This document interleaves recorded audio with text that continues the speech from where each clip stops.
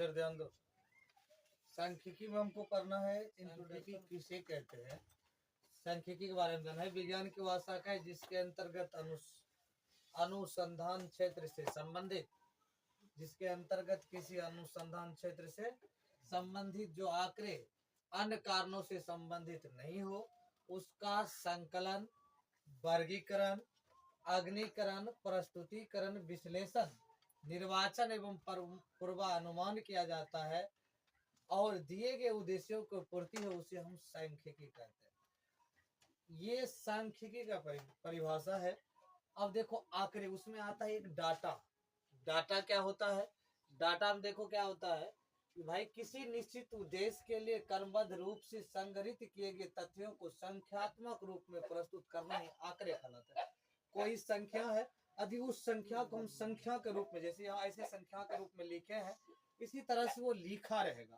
लिखा रहने के बाद उसमें क्या होगा, उसका उद्देश्यों का जो प्रारंभ प्रस्तुतिकरण, जैसे कि एग्जाम्पल में दिए हैं 10वें वर्ग की 10 छात्र के द्वारा गणित विषय में प्राप्त किए गए, टोटल 10वां के 10 विद्यार्थी है, उसमें अंकों की प्राप्त संख्या दिए गए हैं, अंक दिए गए हैं, जैसे कि 40, 48, 47, 40, 45, 30, 35, 36, 20, 46।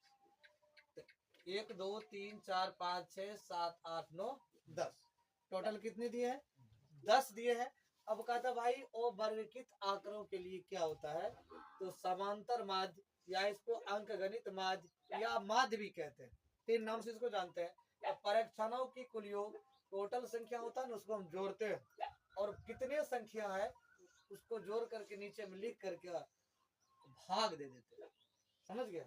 उसके बाद माध्य बराबर सिग्मा FI बटे n। आंकड़ों के लिए निम्न दो आंकड़ों को निम्न 2 वर्गों में बांटा गया है, एक प्राथमिक आंकड़ा, एक गौण आंकड़ा या द्वितीयक आंकड़ा भी उसको कहते हैं।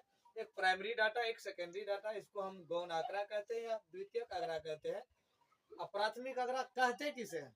वैसी आंकड़ा जो अन्वेषक द्वारा तैयार किया जाता है, जिसका उपयोग अन्वेषक द्वारा किया जाता है, अन्वेषक ही तैयार करता है, उसका उपयोग अन्वेषक ही करता है, उसे हम क्या कहते हैं? प्राथमिक आंकड़ा कहते हैं। क्या कहते हैं? प्राथमिक आंकड़ा कहते हैं। अब गौण आंकड़ा क्या होता है भाई?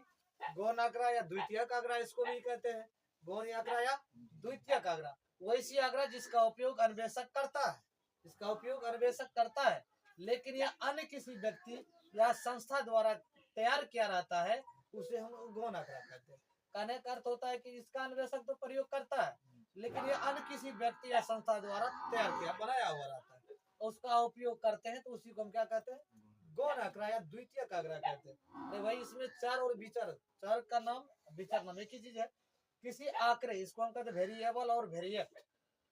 किसी भी आंकड़े में जो संख्यात्मक मान अंकित रहते हैं, जैसे कि ये संख्या मान दिया रहते हैं या लिखे रहते हैं, उसे हम चर कहते हैं। उसे हम क्या कहते हैं? चर। ये सब हम क्या कर सकते हैं? चर। अंतराल में लिखा रहेगा तो उसको हम चर कहेंगे। उसके बाद चर की बारंबारता क्या होगा? अब देखो इसमें कितने चर है, कौन कितने बार आया है, वही बारंबारता होता है।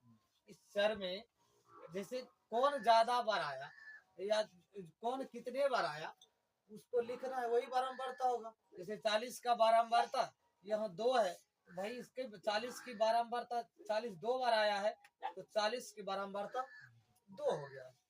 उसी तरह से संख्यात्मक के रूप में हम चर के रूप में जानते हैं। चर की बारंबारता क्या होता है भाई? किसी आंकड़े में कोई चर जितनी बार आता है वही संख्या चर की बारंबारता कहलाती है। जो संख्या, ये संख्या दिया हुआ कहता है वर्ग 10 के 10 छात्र का भार किलो में दिया है, सभी का वजन तो अलग अलग है, सभी छात्रों का वजन तो अलग अलग है, 10 विद्यार्थी और छात्र के वजन तो अलग अलग है, एगो 40, एगो 45, 48, 60, 52, 48, 40, 45, 60 और 60। अब भाई इसका बारंबारता ज्ञात करने के लिए हमको देखना होगा कि 40 कई बार आया। 40 देख लेना, इस लाइन में 40 कई बार आया, 2 बार आया तो 40, यहाँ 40 की बारंबारता 2। अब देखो भाई 45 कई बार आया, 2 बार आया भाई, एगो यहाँ है एगो यहाँ है, तो भाई 40 की बारंबारता, सॉरी 45 की बारंबारता 2। यदि आप 48 की बारंबारता देख लेना, 48 भी आपका 2 बार आया है तो भाई 2। 51 है, सॉरी 52 का 1 बार आया तो 1 बार दे दिए। 60 देखो 1 2 और 1 3, बारंबारता टोटल को जोड़ेगा ना तो 10 विद्यार्थी भी पूरना चाहिए। टोटल विद्यार्थी कितना है? 10 है। जोड़ लो एक बार, 2 2 4 2 6 1 7 3 10। 10वां के 10 छात्र था, उसकी वजन सबकी अलग अलग था और बारंबारता उसका क्या होगा, अलग अलग बारंबारता निकाल लेंगे। टोटल कुल योग कहेगा, टोटल कुल योग 10 बच्चा है, 10 होगा। अब वजन तो सबका दिया हुआ है ही, कोई मतलब उससे नहीं। चलिए